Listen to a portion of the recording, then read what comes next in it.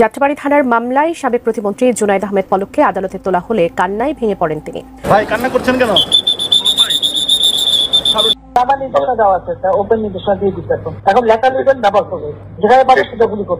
ফাঁস হওয়া এই অডিওতে শেখ হাসিনাকে বলতে শোনা যায়, সবাইকে ওপেন নির্দেশনা দেওয়া হয়েছে লেথাল ওয়েপন ব্যবহার করতে, যেখানে তাদের পাবে গুলি করবে। কণ্ঠস্বরটা শেখ হাসিনার, তিনি নিজেই পুলিশকে 18 জুলাই নির্দেশ দিচ্ছেন প্রাণঘাতী অস্ত্র চালানো। নিঃসন্দেহে আমরা বলবো যে আমাদের এই বিচার জাতীয় এবং আন্তর্জাতিকভাবে আরো অনেক স্ট্যান্ডার্ড ফলো করে হবে এবং সারা পৃথিবী এটা। আসসালামু আলাইকুম প্রিয় দর্শক শ্রোতা, আজকের এই ভিডিওটি কেমন হবে, কতটা গুরুত্বপূর্ণ আপনারা কিন্তু ইতিমধ্যে বুঝেই গিয়েছেন। সেক্ষেত্রে আজকের এই ভিডিওটি খুবই চাঞ্চল্যকর হতে চলেছে, আশা রাখবো সম্পূর্ণ দেখবেন। সেক্ষেত্রে বর্তমান প্রেক্ষাপটের আলোচিত এবং সমালোচিত সকল খবর নিয়ে হাজির হয়েছে আজকের এই ভিডিওতে, আশা রাখবো সম্পূর্ণ দেখে যাবেন, একটু স্কিপ করবেন না। বেশি কথা বাড়াবো না, বিস্তারিত ভিডিওতে চলে যাবো। তার আগে আপনার কাছে রিকোয়েস্ট করবো, যারা এরকম ভিডিও দেখতে পছন্দ করেন চ্যানেল সাবস্ক্রাইব করে আমাদের সাথেই থাকবেন। দর্শক বন্ধুরা চলুন তাহলে এই ভিডিওতে লাইক করে দিয়ে আমরা বিস্তারিত ভিডিওগুলো মোবাইলের স্ক্রিন থেকে ধারাবাহিকভাবে একের পর এক দেখে আসি। নির্দেশনা দেওয়া আছে, ওপেন নির্দেশনা দিয়ে দিচ্ছে। এখন লেখা লিখবেন, ব্যবহার করবে, যেখানে পাবে সেটা গুলি করবে। ফাঁস হওয়া এই অডিওতে শেখ হাসিনাকে বলতে শোনা যায়, সবাইকে ওপেন নির্দেশনা দেওয়া হয়েছে লেথাল ওয়েপন ব্যবহার করতে, যেখানে তাদের পাবে গুলি করবে। সবগুলিকে অ্যারেস্ট করতে বলছিল আপনি, মানে সবাইকে বলা হচ্ছে যে যেখান থেকে টিকাটা পারবো ধরে ফেলবে। নামার নির্দেশনা দেওয়া আছে, ওপেন নির্দেশনা দিয়ে দিচ্ছে। এখন লেখা লিখবেন, ব্যবহার করবে, যেখানে পাবে সেটা গুলি করবে। এই অডিও রেকর্ডটি সাবেক প্রধানমন্ত্রী শেখ হাসিনার, সেটি সিআইডির ফরেনসিক ল্যাবে পরীক্ষা করে অনেক আগেই নিশ্চিত হয় আন্তর্জাতিক অপরাধ ট্রাইব্যুনালের প্রসিকিউশন। এবার সেই অডিওর সত্যতা যাচাই করেছে আন্তর্জাতিক গণমাধ্যম বিবিসি। ব্রিটিশ গণমাধ্যমটির প্রতিবেদনে বলা হয়, অডিও ফরেনসিক এক্সপার্টদের সংস্থা ইয়ারশট দিয়ে এই রেকর্ডিংয়ের সত্যতা যাচাই করা হয়েছে। প্রতিবেদনে বলা হয়, অডিওটি এডিট করা বা কোনো রকম পরিবর্তন করার কোনো প্রমাণ মেলেনি, এমনকি অডিওটি কৃত্রিমভাবে তৈরি করা হয়েছে এমন সম্ভাবনাও খুব কম। এয়ারশটকে উদ্ধৃত করে বিবিসি জানায়, ফাঁস হওয়া কলটি সম্ভবত একটি কক্ষে রেকর্ড করা হয়েছিল, যেখানে ফোন কলটি স্পিকারে চালানো হচ্ছিল।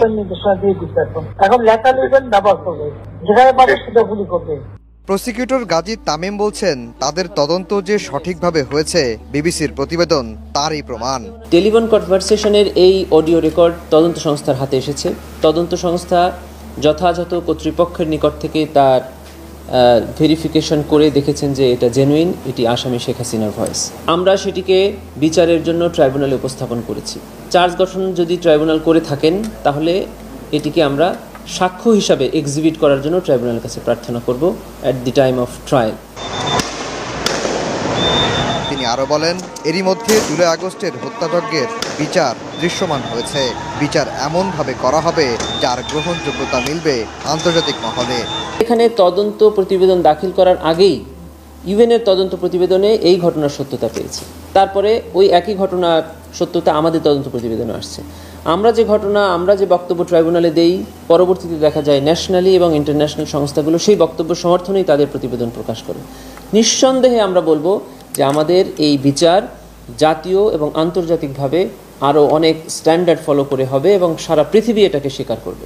বৃহস্পতিবার শেখ হাসিনা, আসাদুজ্জামান খান কামাল ও সাবেক পুলিশ মহাপরিদর্শক চৌধুরী আব্দুল আল মামুনের অভিযোগ গঠনের আদেশের দিন ধার্য রয়েছে। এর আগে আদালত অবমাননার এক মামলায় 6 মাসের কারাদণ্ড হয়েছে সাবেক প্রধানমন্ত্রী শেখ হাসিনার। যাত্রাবাড়ী থানার মামলায় সাবেক প্রতিমন্ত্রী জুনায়েদ আহমেদ পলককে আদালতে তোলা হলে কান্নায় ভেঙে পড়েন তিনি। শুধু তাই নয়, আদালতের কাজ করাতেও বারবার অশ্রুসিক্ত হতে দেখা যায় তাকে। কিন্তু কি কারণে আদালত প্রাঙ্গণে কাঁদলেন পলক, জানাচ্ছেন আরিফ হাসান। ভাই কান্না করছেন কেন?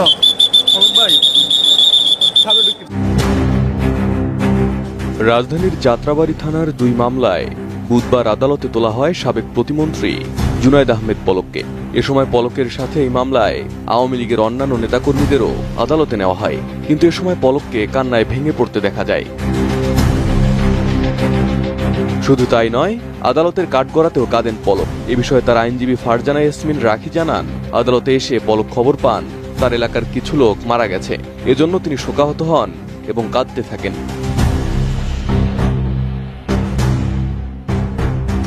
পলকের আইনজীবী জানান, জুলাই আগস্টে বৈষম্য বিরোধী ছাত্র আন্দোলনে রাজধানীর যাত্রাবাড়ি থানার 2 মামলায় সাবেক প্রতিমন্ত্রী জুনায়েদ আহমেদ পলককে গ্রেপ্তার দেখানো হয়েছে।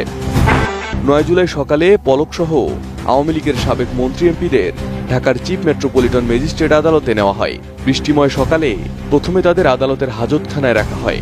বৃষ্টি কিছুটা কমলে সকাল 10:15টার দিকে হাজতখানা থেকে আদালতের কাঠগড়ায় তোলা হয়।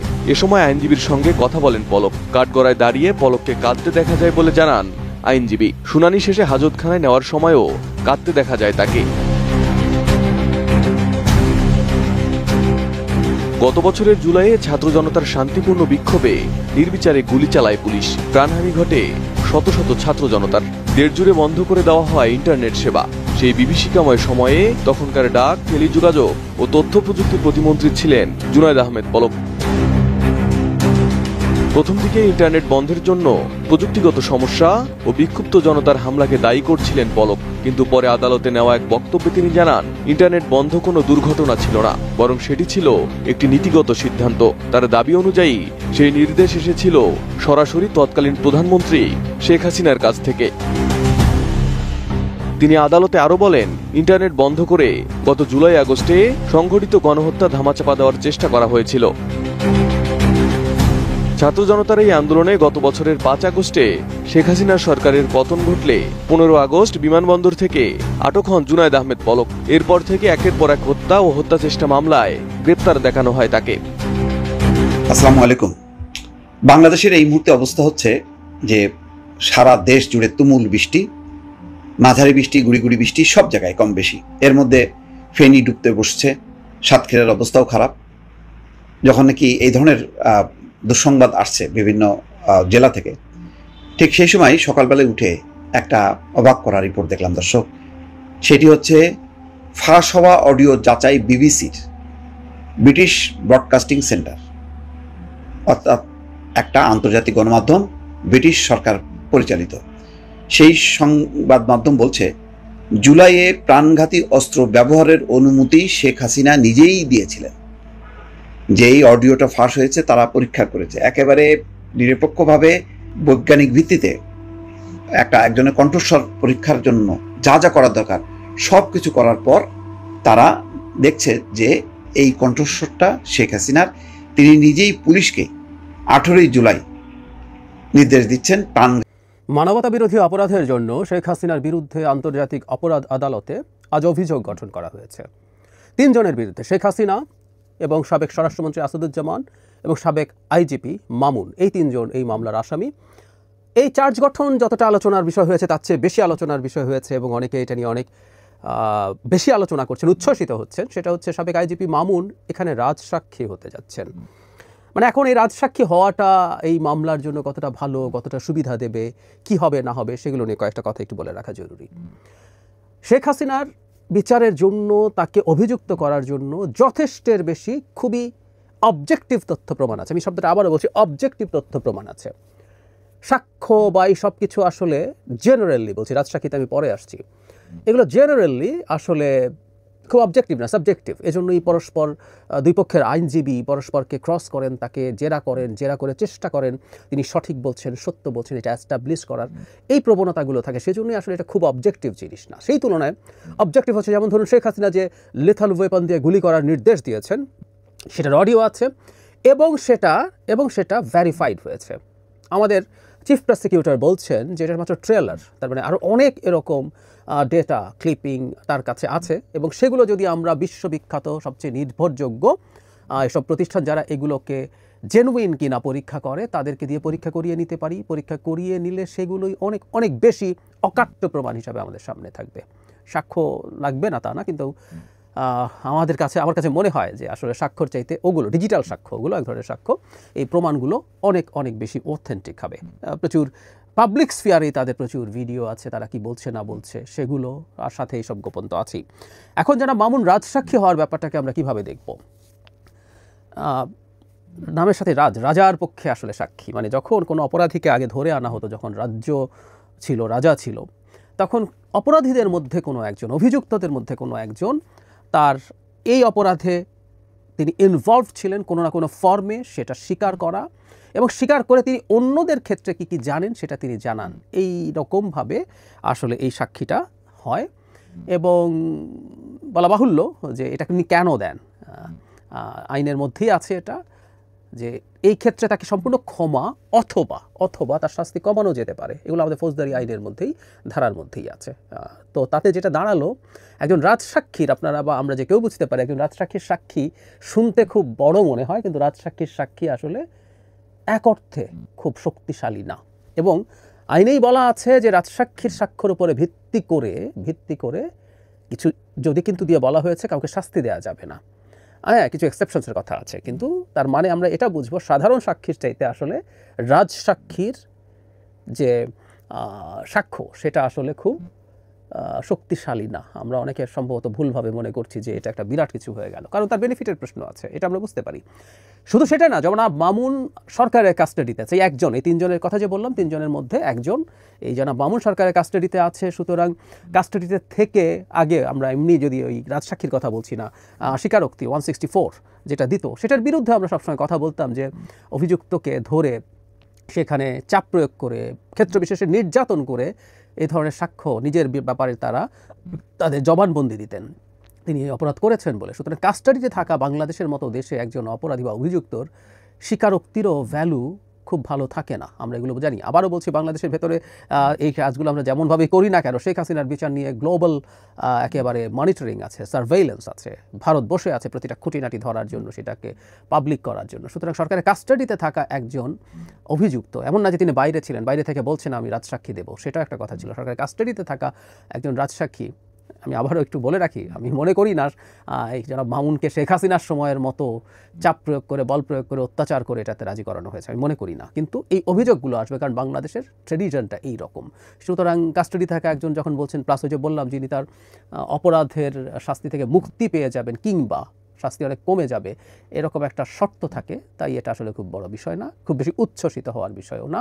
এবং এটা জনাব মামুনের রিয়ালাইজেশনও না, কারণ ওই যে বলছে একটা ট্রেড অফ আছে, তিনি বেটার থাকতে পারবেন, তিনি অপরাধ নিদেন পক্ষে অপরাধ কমাতে পারবেন। কেউ এটা নিয়ে উচ্ছ্বাস দেখাচ্ছেন যে অপরাধীরা স্বীকারোক্তি দিচ্ছে, আস্তে আস্তে রিকনসিলিয়েশনের একটা আলাপ হতে পারে। আম সরি, রাজসাক্ষী কখনো রিকনসিলিয়েশনের আলাপের সাথে যেতে পারে না। এটা স্পন্টেনিয়াসলি কোনো ট্রেড অফ ছাড়া, কোনো বেনিফিট ছাড়া যদি হয়, সেটা কোনো একদিন হতে পারে। বটম লাইন, শেখ হাসিনাকে বিচার করার জন্য রাজসাক্ষী চাইতে হাজার গুণ শক্তিশালী তথ্য প্রমাণ আমাদের হাতে আছে।